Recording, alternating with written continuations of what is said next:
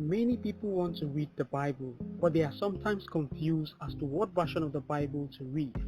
If you have ever asked the question, what version of the Bible should I read? Then this video is meant for you. Hello friends, welcome to Pills of Faith and Liberty with Shinshima Desmond. On this channel, we try to give you some guides and inspirations to help you find God and walk with Him in your daily life. So click on the subscribe button and hit the notification bell so you don't miss out on any videos we publish. In our previous video, we considered the various errors to avoid when reading the Bible. If you have not watched that video, I will drop a link in the card above and in the description below, so go watch it. Few days after the publication of that video, I went to our book center in Enugu, as I usually do as part of my primary assignments during these months of my diaconal ministry.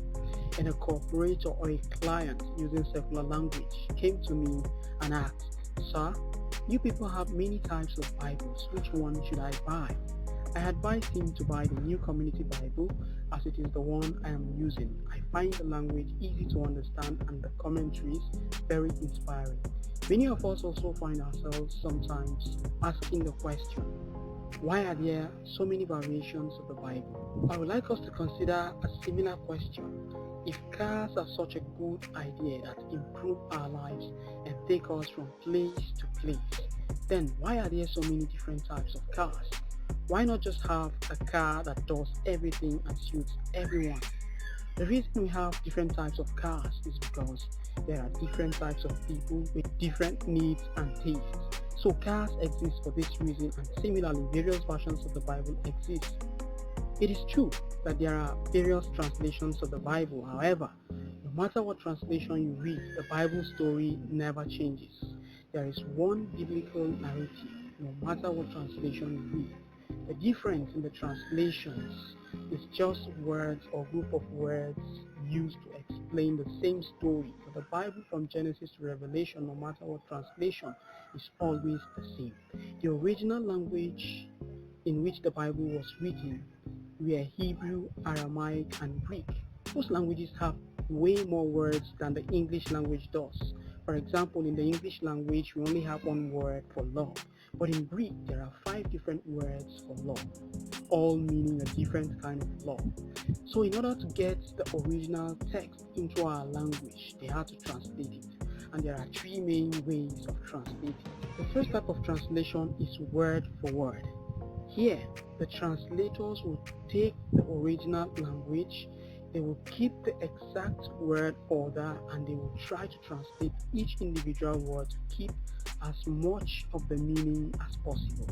The problem with this form of translation is that it is bizarre. For example, if you translate Italian to English in a very literal way, some words appear in reverse. Some expressions don't make much sense. If you work hard, you will be able to understand, but you will not have a natural reading in the language you are translating. The word-for-word translation thus is a little difficult to understand, but it is considered to be the most accurate and great translations to use. The second way of translating the Bible is the thought-for-thought translation. Here, the translators will take the whole phrase or the main idea and translate it into our language. It is more of translating the main points of the phrase rather than word for word, helping to make it much more simple and easier for us to understand. But with this kind of translation, it is not the exact same words that are used in the original text. This, in my opinion, is the best way of translating the Bible. And the last type of translation is a paraphrase, which is where translators will take a whole chunk of the original text and they will try and find the basic meaning, and they will paraphrase that meaning without really taking into consideration the literal meaning of each word. This translation also adds words to the text to make it more modern. This method is the easiest for readers, but it is actually not one that we would recommend for everyday Bible reading. So, back to the question, why are there many translations of the Bible? The first reason is that the language into which we want to translate, that is the receptor language, is a moving target. It is constantly evolving. If If you are older than 25, you've lived long enough to see a few fashion and trends come and go. And you've seen some words come and go. You can even tell by listening to a recording if it was done in 1980 or just last year, because the language evolves very fast. So translation updates keep occurring because languages change, lives change. It is also desirable that the language of the Bible accompanies this change so that its meaning does not change, because we humans keep changing.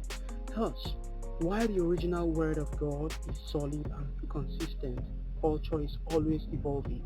And if you want people to find the word of God so that they can understand it, you will need to continue with the process of translating the Bible over the years.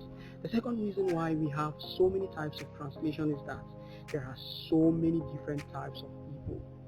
If we have a brilliant academic word for word, highly literal translation of the Bible, we can make it available to super learned and intellectual people to work on. It will be a great idea, but these won't be understandable to children in elementary school. So it will be fit to make a translation using words that are simpler, but that communicate the same exact ideas. We can also create a version suitable for people with medium literacy, for Nigerian readers, Italian readers, Mexicans, and so on. The third reason why we have various versions of the Bible is creativity and curiosity. People are academically creative and want to sit down and exercise their creativity. And sometimes they decide to share it with others. Thus, they spend their entire lives working on their own translations of the Bible. The fourth reason why we have many Bible versions is monetary gains. This reason doesn't seem altruistic or noble. However, we must be honest.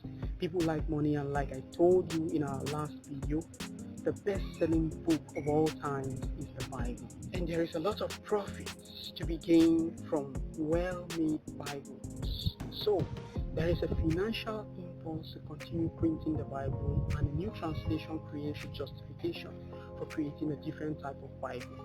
I think these were very reasonable explanations as to why there are several translations of the Bible. So get ready for more translations of the Bible and try to get yourself enriched by them.